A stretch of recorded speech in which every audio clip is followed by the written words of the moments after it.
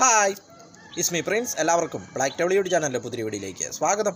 എന്തുണ്ട് വിശേഷങ്ങൾ? എല്ലാവർക്കും സുഖമല്ലേ? എല്ലാവരും ഹാപ്പിയല്ലേ? ഹാപ്പി ആയിട്ടിരിക്കുക. Anything happen live must go on always പോസിറ്റീവായി. അപ്പോൾ നമ്മളിന്ന് നോക്കുന്നത് ആവേശം മൈ തോട്ട്സ്, ആവേശം സിനിമയെക്കുറിച്ചുള്ള എൻ്റെ ചിന്തകൾ, ആവേശത്തിൻ്റെ റിവ്യൂ, അതാണ് ഇന്ന് നിങ്ങളുമായിട്ട് പങ്കുവയ്ക്കുന്നത്. ഫഹദിൻ്റെ ഏറ്റവും പുതിയ ചിത്രം ആവേശം, ഫഫയുടെ.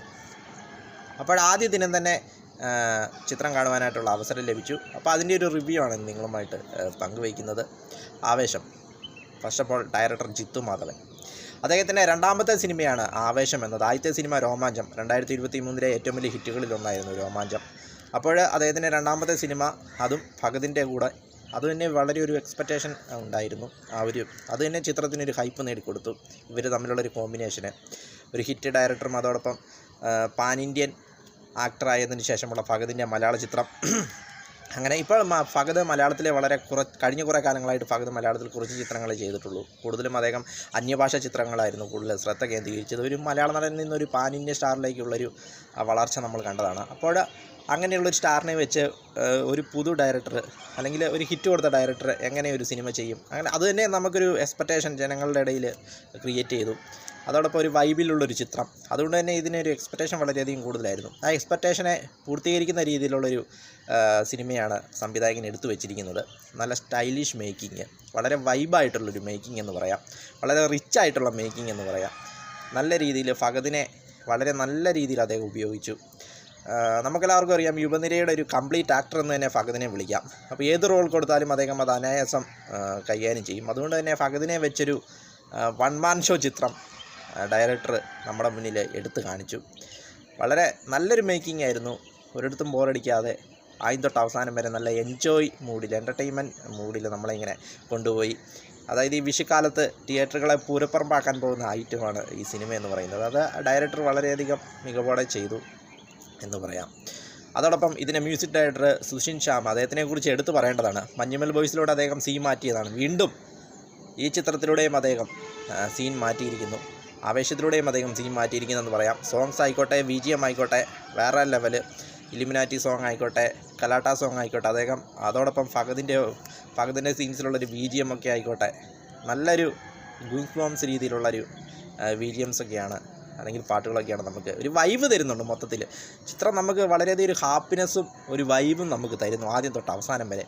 അതാണ് ഈ ചിത്രത്തിൻ്റെ വിജയമെന്ന് പറയുന്നത്. സുഷിൻ ശ്യാം, അതോടൊപ്പം പിന്നെ സിനിമാറ്റോഗ്രാഫർ സമീർ താഹിർ. വളരെ റിച്ചായിട്ടുള്ള വിഷ്വൽസാണ് നമുക്ക് കാണുവാൻ സാധിക്കുന്നത്. വളരെ റിച്ചായിട്ടുള്ള വിഷ്വൽസാണ് നമുക്ക് സിനിമാറ്റോഗ്രാഫി കാണുവാൻ സാധിക്കുന്നത്. പിന്നെ ഇതിൻ്റെ ഫൈറ്റ് സീക്വൻസൊക്കെ വേറെ ലെവലാണ്. ഫൈറ്റ് സീക്വൻസ് മൊത്തത്തിലൊരു ആക്ഷൻ പാക്കേജ് സിനിമയാണെന്ന് പറയാം. അതോടൊപ്പം ഇതിൻ്റെ ഫൈറ്റിംഗ് ഒക്കെ, പ്രത്യേകിച്ച് ക്ലൈമാക്സിലെ ഫൈറ്റൊക്കെ വേറെ ലെവലായിരുന്നു. ഇൻ്റർവെൽ സീക്വൻസിലെ ഫൈറ്റും അടിപൊളിയാണ്. അതോടൊപ്പം അതൊക്കെ വളരെ നല്ല രീതിയിലുള്ളൊരു ഫൈറ്റ് സീക്വൻസൊക്കെയാണ് ചിത്രത്തിൽ ഉള്ളത്.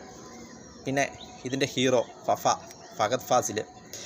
അപ്പോൾ അദ്ദേഹം ഒരു പാൻ ഇന്ത്യൻ ആക്ടർ എന്ന രീതിയിലേക്ക് വളർന്നു കഴിഞ്ഞ് അന്യഭാഷാ ചിത്രങ്ങളിൽ വളരെയധികം തിരക്ക് പിടിച്ചൊരു നടനായി മാറി. അപ്പോൾ അതിനുശേഷം അദ്ദേഹം മലയാള സിനിമ കഴിഞ്ഞ കുറേ കാലങ്ങളിൽ വളരെ കുറച്ചേ ചെയ്തിട്ടുള്ളൂ.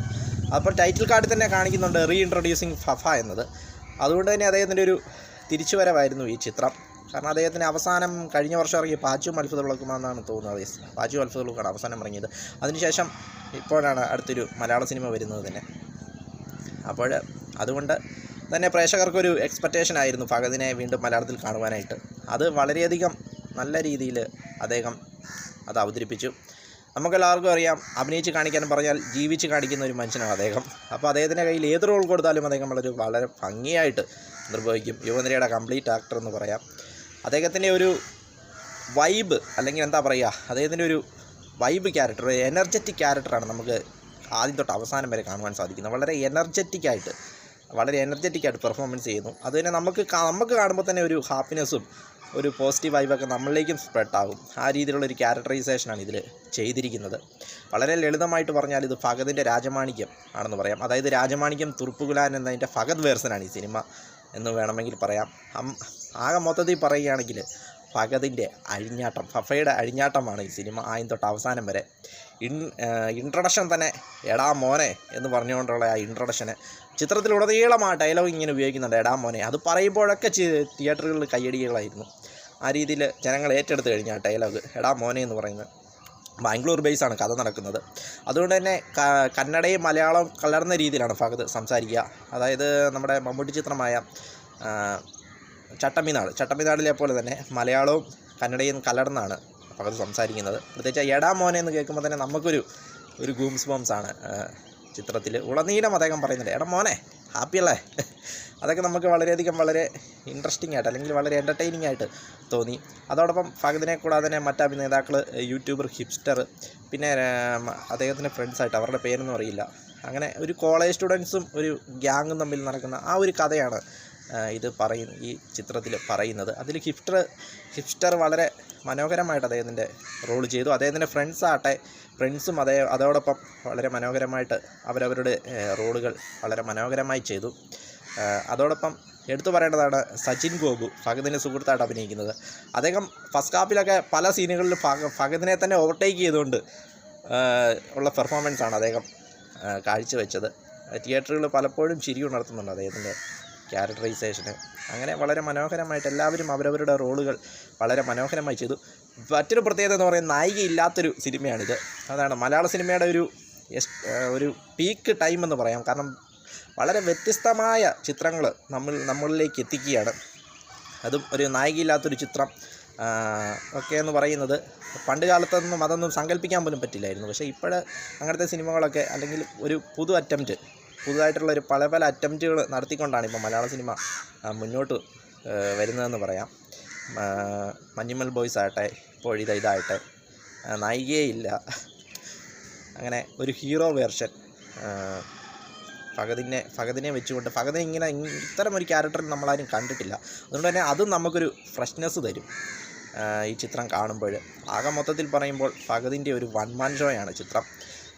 ഫസ്റ്റ് ഹാഫിൽ ഒരു ക്യാരക്ടർ ബിൽഡപ്പൊക്കെ വളരെ ഇതായിട്ട് പോയിട്ട് സെക്കൻഡ് ഹാഫിൽ ലാസ്റ്റ് ഒരു 20 മിനിറ്റ് എൻ്റെ മോനെ ഇച്ചാതി തീ സാധനമാണ്. ലാസ്റ്റ് ഒരു 20 മിനിറ്റ് എന്ന് പറയുന്നത് ഫഹദ് വിളയാടിയിരിക്കുകയാണ്. ലാസ്റ്റ് ഒരു 20 മിനിറ്റ് നമ്മളെങ്ങനെ പിടിച്ചു നിർത്തും, ആ രീതിയിലുള്ളൊരു മേക്കിംഗ് ആണ് ചിത്രം.